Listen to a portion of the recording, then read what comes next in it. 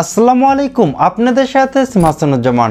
এই টাইপের professional gaming logo কিভাবে মোবাইল দিয়ে ক্রিয়েট করতে হয় সেটা নিয়ে কিন্তু আজকের এই ভিডিওটি। তো চলুন আমরা সরাসরি মোবাইলের স্ক্রিনে চলে যাই। আমাদের প্রথমে প্লে স্টোর থেকে স্পট লোগো মেকার নামের অ্যাপটি ইনস্টল করতে হবে। অ্যাপটির ডাউনলোড লিঙ্ক ভিডিওর ডেসক্রিপশনে দেওয়া আছে। অ্যাপটি ওপেন করি। অ্যাপটি ওপেন করার পর এরকম একটি ইন্টারফেস দেখতে পাবেন। এখানে প্রায় 400-র উপরে গেমিং লোগো টেমপ্লেট রয়েছে। এই টেমপ্লেটগুলো আপনারা একদম ফ্রিতে এডিট করে ব্যবহার করতে পারবেন। তো আমরা নিচে চলে আসি। এখানে দেখতে পাচ্ছেন যে অনেকগুলো টেমপ্লেট রয়েছে। এই টেমপ্লেটগুলো আমার কাছে পার্সোনালি অনেক বেশি ভালো লেগেছে। আর এই লোগোগুলো অসম্ভব সুন্দর, একদমই পারফেক্ট ভিক্টর আর্ট। আমরা এখন একদম প্রথমে চলে আসি আর একটা টেমপ্লেট এডিট করি। তো আমি এই টেমপ্লেটটা এডিট করব। জাস্ট এটার উপরে ক্লিক করি। নিচে দেখতে পাচ্ছেন যে টেক্সট, এখানে ক্লিক করি। তারপর প্রথম দেখতে পাচ্ছেন যে এডিট, এখানে ক্লিক করি। এখানে আপনার লোগোর নাম দিয়ে দিবেন। লোগোর নাম দেওয়ার পর ওকেতে ক্লিক করব। তারপর এখানে দেখতে পাচ্ছেন যে অনেকগুলো ফন্ট রয়েছে। এখান থেকে আপনার পছন্দের ফন্টটা সিলেক্ট করতে পারবেন। তারপর দেখতে পাচ্ছেন যে কালার, এখান থেকে আপনার কালারটাও চেঞ্জ করতে পারবেন। এই ফন্ট যেটা আছে এটার কালার চেঞ্জ করতে পারবেন। তারপর গার্ডিয়ান, এখান থেকে আপনার গার্ডিয়ান কালারগুলো সিলেক্ট করতে পারবেন। আর গার্ডিয়ানটা এখান থেকে কন্ট্রোল করতে পারবেন। আপনি চাইলে স্ট্রোকটাও অ্যাড করতে পারবেন। তারপর এখান দেখতে পাবেন যে কার্ভ, এখান থেকে আপনার যে টেক্সট আছে এটাকে আপনি আঁকা বাঁকা করতে পারবেন এখান থেকে। তারপর দেখতে পাচ্ছেন যে পেসিং, আপনার টেক্সটের মধ্যে পেজ অ্যাড করতে চাইলে এখান থেকে অ্যাড করতে পারবেন। এখানে রোটেট অপশনটাও পেয়ে যাবেন। এখান থেকে টেক্সটটা রোটেটও করতে পারবেন।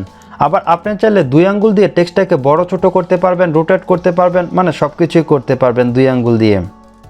তারপর দেখতে পারবেন যে আউটলাইন, এখান থেকে আপনার যে লোগো টেক্সট এটার যে আউটলাইনটা আছে এটা এখান থেকে বাড়াতে পারবেন, কমাতে পারবেন। এখান থেকে কালারটাও চেঞ্জ করতে পারবেন। এখানে আরও পেয়ে যাবেন গার্ডিয়ান, এখান থেকে গার্ডিয়ান কালারটাও চেঞ্জ করতে পারবেন। সর্বশেষ দেখতে পারবেন যে ব্যাকগ্রাউন্ড, এখানে দেখতে পারবেন যে কালার, এখান থেকে আপনি যে কোনো কালারই ব্যাকগ্রাউন্ডে অ্যাড করতে পারবেন। তারপর দেখতে পারবেন যে গার্ডিয়ান, এখান থেকে গার্ডিয়ান কালারগুলো অ্যাড করতে পারবেন আর এখান থেকে গার্ডিয়ানটা কন্ট্রোল করতে পারবেন। একদম শেষে দেখতে পাচ্ছেন যে ইমেজ, এখানে আপনি অনেকগুলো ব্যাকগ্রাউন্ড ইমেজ পেয়ে যাবেন। এইগুলো আপনাদেরকে অবশ্যই ডাউনলোড করে তারপর ব্যবহার করতে হবে। তবে এখানে কিন্তু আপনি কোনো কাস্টম ইমেজ ব্যাকগ্রাউন্ডে ব্যবহার করতে পারবেন না। এই অ্যাপসের যেই কালার দেওয়া আছে, তারপর গার্ডিয়ান যেই ইমেজগুলো দেওয়া আছে এইগুলো আপনি ব্যাকগ্রাউন্ডে ব্যবহার করতে পারবেন। আর আপনার যদি এই লোগোটার ব্যাকগ্রাউন্ড চেঞ্জ করা প্রয়োজন হয় সেক্ষেত্রে আপনি এখান থেকে ট্রান্সপারেন্ট ব্যাকগ্রাউন্ড আছে এটা সিলেক্ট করে তারপর পিএনজি ফরম্যাটে এই লোগোটাকে সেভ করে যে কোনো ব্যাকগ্রাউন্ডে অ্যাড করে নেবেন। পিএনজি ফরম্যাটে লোগোটি সেভ করার জন্য উপর থেকে টিক মার্কে ক্লিক করবেন। এখান থেকে সেভ ইমেজে ক্লিক করলে আপনার এই পিএনজি ফরম্যাটে লোগোটি সেভ হয়ে যাবে। আর আপনি যদি জেপিজি ফরম্যাটে সেভ করতে চান তাহলে এখান থেকে ব্যাকগ্রাউন্ডে চলে আসেন, এখান থেকে যে কোনো একটি কালার অ্যাড করেন। আমি জাস্ট এটা কালারটা অ্যাড করে দিয়েছি।